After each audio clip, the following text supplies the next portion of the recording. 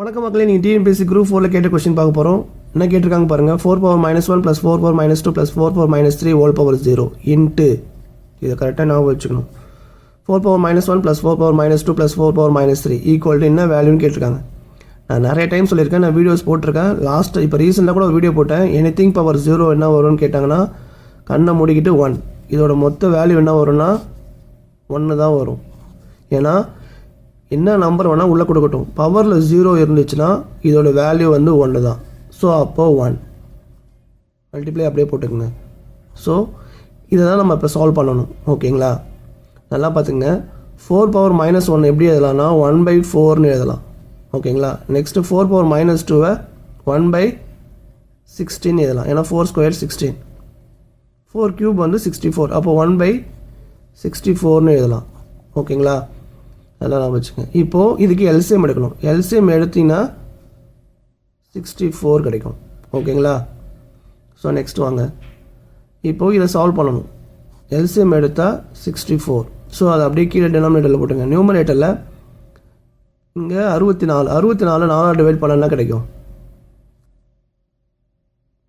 64 4ஆல் divide பண்ணால் என்ன வரும்? 16 கிடைக்கும். ஓகேங்களா, நெக்ஸ்ட்டு 64 16ல் டிவைட் பண்ணால் என்ன கிடைக்கும்? 4 கிடைக்கும். 64 டிவைட் பண்ணால் 1 கிடைக்கும். அவ்வளோதாங்க.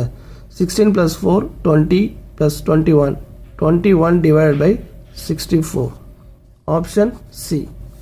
ஓகேங்களா, இந்த மாதிரி சம் வந்துச்சுன்னா இப்படி தான் நீங்கள் சால்வ் பண்ணணும். ஃபஸ்ட்டு இதை தெரிஞ்சிருக்கணும். நிறைய பேர் வந்து என்ன பண்ணீங்க, டிஎன்பிஎஸ்சி இப்போ எக்ஸாம் எழுதினவங்க இதோட எனிதிங் பவர் 0 1ன்னு தெரியாமல் நிறைய பேர் இதை சால்வ் பண்ணி டைம் வேஸ்ட் பண்ணி தப்பாக தான் ஆன்சர் போட்டிருக்கீங்க. ஸோ அது மாதிரி பண்ணாதீங்க. இதை மட்டும் நீங்கள் எப்போவுமே ஞாபகம் வச்சிங்க. எனிதிங் பவர் 0 வந்துச்சுன்னா உள்ளே என்ன வேணா இருக்கலாம், பவரில் 0 வந்துச்சுன்னா அதோட டோட்டல் வேல்யூ வந்து 1 தான். ஓகேங்களா, ஸோ இந்த மெத்தடில் நீங்கள் எல்சிஎம் எடுத்து இப்படி கண்டுபிடிச்சிங்கன்னா உங்களுக்கு ஈஸியாக ஆன்சர் கிடச்சிரும்.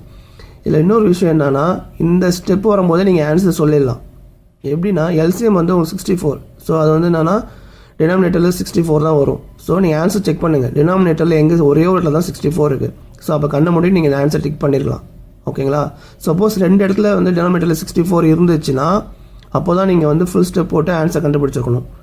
ஸோ டினாமினேட்டரில் ஒரு இடத்துல 64 இருக்கும்போது இந்த ஸ்டெப்லேயே நீங்கள் வந்து ஸ்டாப் பண்ணிவிட்டு ஈஸியாக வந்து ஆன்சர் டிக் பண்ணிவிட்டு டைம் சேவ் பண்ணிவிட்டு நெக்ஸ்ட் கொஸ்டினுக்கு போயிடணும். ஓகேங்களா, ஸோ இந்த வீடியோ உங்களுக்கு பிடிச்சிருந்தா லைக் பண்ணுங்கள், கமெண்ட் பண்ணுங்கள், மறக்காம உங்கள் ஃப்ரெண்ட்ஸ்லாம் ஷேர் பண்ணுங்கள். நெக்ஸ்ட் ஒரு சூப்பர் டெக்ஸ் சந்திக்கலாம். நன்றி மக்களே.